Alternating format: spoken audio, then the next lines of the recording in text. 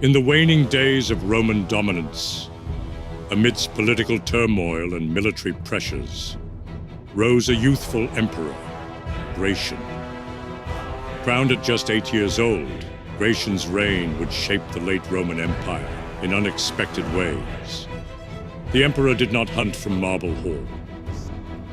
In the bitter silence of winter, beneath a canopy of snow-laden trees, Gratian rode with the men he trusted most.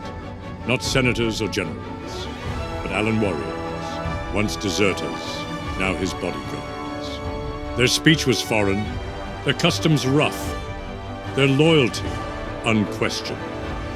Draped in furs, Gladius at his side, Gratian moved through the snow like a wolf among wolves, scanning the forest for deer, yet ever aware that the greater predators might be the whispers waiting back in camp. Born in 359 AD, Gratian was the son of Emperor Valentinian I. Though he wore the purple of an emperor, Gratian often preferred the furs and leathers of his Allan bodyguards, Germanic horsemen once deserters, now fiercely loyal to him. He hunted with them, laughed with them, even dressed as they did. But to many of his Roman soldiers, this was an affront. An emperor should command respect in Roman armor, not blend in with barbarians.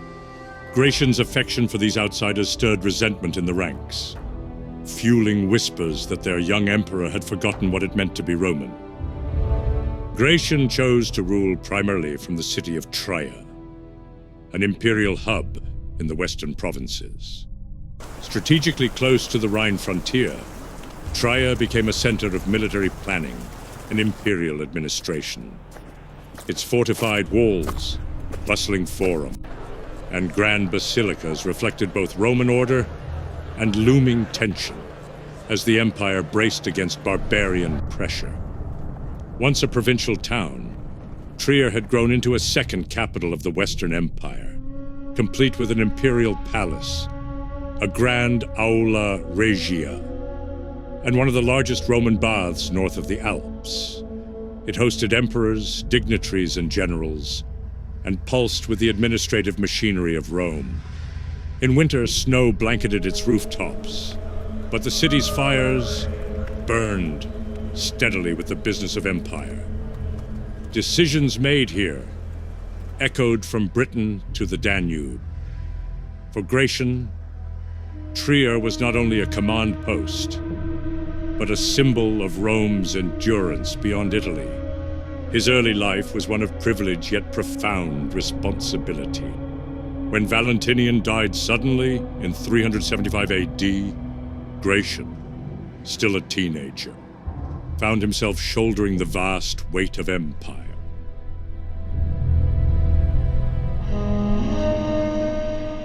The empire Gratian inherited faced relentless threats.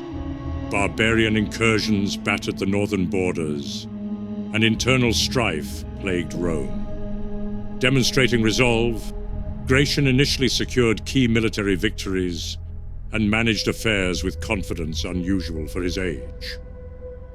He played a critical role in defending the empire's western frontiers, particularly along the Rhine, where he repelled barbarian incursions and reinforced Roman control. In 377 AD, Gratian dispatched reinforcements to aid the Eastern Emperor Valens against the advancing Gothic forces. A gesture of imperial unity that, although arriving too late to prevent the disaster at Adrianople, demonstrated Gratian's strategic commitment. His military leadership earned him respect in frontier regions, and one city in particular, Pularo in modern-day Gaul, was renamed Gratianopolis in his honor. Today, it is known as Grenoble, a lasting testament to the emperor's influence in the Roman West. Yet Gratian's legacy is most notable for his religious policies. Rejecting the traditional Roman paganism that had long defined the empire, he famously refused the title of Pontifex Maximus, breaking centuries of tradition. Instead, Gratian embraced Christianity, endorsing it openly and decisively. Under Gratian, Christianity strengthened its position, significantly altering the religious landscape of Rome. Pagan temples lost imperial favor, and Christianity grew not only as a faith, but as a dominant political force. However, Gratian's reforms did not secure universal support. His perceived favoritism towards certain advisors and military units bred resentment. In 383 AD, Magnus Maximus, a usurper, rallied troops in Britain, challenging Gratian's rule. Forced to flee, Gratian found himself deserted by many allies. As Magnus Maximus advanced with growing support, Gratian's authority crumbled rapidly. Isolated and betrayed even by those closest to him, he attempted to escape across Gaul, but found no refuge. Near the city of Lugdunum, modern-day Lyon, he was captured and executed by forces loyal to Maximus.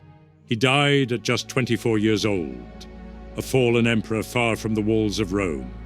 His brief reign ended not in glory, but in silence and cold betrayal.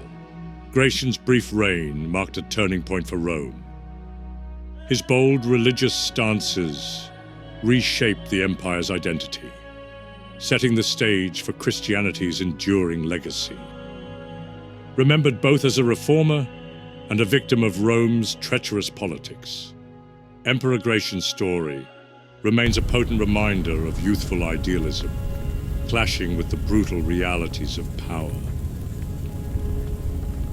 Thanks for joining us on this journey through history. If you enjoyed this exploration into the life of Emperor Gratian, remember to like, subscribe, and let us know which historical figure you'd like us to explore next. Until next time, keep history alive.